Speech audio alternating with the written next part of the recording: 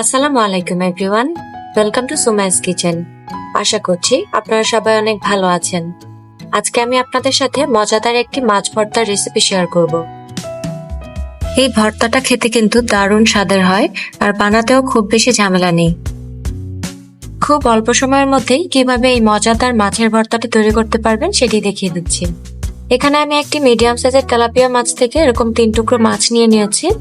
মাছটা আমি ধুয়ে পরিষ্কার করে নিয়েছি। এবার এর মধ্যে দিয়ে দিচ্ছি সামান্য পরিমাণ লবণ, সামান্য হলুদের গুঁড়া এবং সামান্য পরিমাণ মরিচের গুঁড়া। এবার আমি মাছগুলোকে খুব ভালোভাবে মাখিয়ে মিশিয়ে নিচ্ছি। মাখানো হয়ে গেছে, এবার আমি মাছগুলোকে ভেজে নিব। মাছ ভাজার জন্য আমি চুলায় একটি প্যান বসিয়ে নিয়েছি এবং এখানে আমি পরিমাণ মতো তেল দিয়ে দিচ্ছি। তেলটা গরম হওয়া পর্যন্ত অপেক্ষা করব।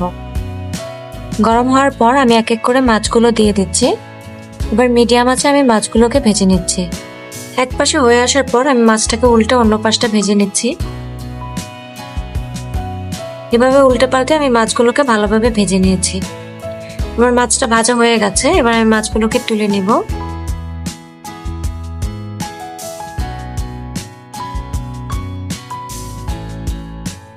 এই তো সবগুলো মাছ আমি তুলে নিয়েছি। এবার ভর্তা বানানোর বাকি উপকরণগুলো আমি রেডি করে নিব। মাছ ভাজা তেলটার মধ্যেই আমি এখানে 2টি মিডিয়াম সাইজের পেঁয়াজ কুচি দিয়ে দিয়েছি আর সাথে দিচ্ছি একটি মিডিয়াম সাইজের রসুন কুচি। এবার এগুলোকে আমি মিডিয়াম আঁচে ভালোভাবে নেড়ে চেড়ে ভেজে নিব।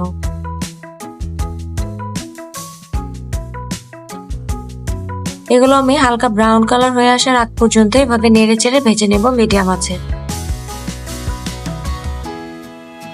ভাজা হয়ে গেছে, এবার আমি এগুলোকে উঠিয়ে নিচ্ছি।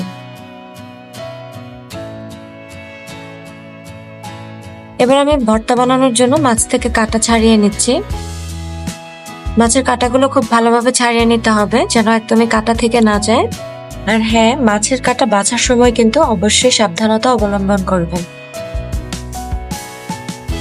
আমি সবগুলো মাছ থেকে কাঁটা ছাড়িয়ে নিয়েছি, খুব ভালোভাবে কাঁটাগুলো ছাড়িয়ে নিয়েছি। আর এবার এর মধ্যে আমি ভাজা মরিচ দিয়ে দিচ্ছি। আমি এখানে 6টি ভাজা মরিচ দিয়েছি।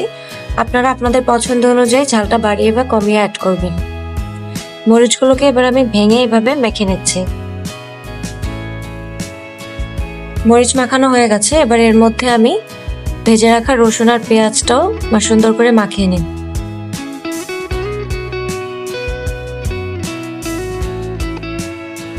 মাখানো হয়ে গেলে এখানে আমি দিচ্ছি সামান্য পরিমাণ লবণ। যেহেতু আমি মাছটা ভাজার সময় লবণ ব্যবহার করেছি, তাই এখানে আমি খুব বেশি লবণ অ্যাড করব না। এবার এর মধ্যে আমি কিছু পরিমাণ ধনেপাতা কুচি দিয়ে নিয়েছি, আবার এটাকে মাখিয়ে নিচ্ছি। ভালোভাবে মাখানো হয়ে গেলে কাটা বেছে রাখা মাছগুলোকে এর সাথে দিয়ে সুন্দরভাবে মাখিয়ে নেব।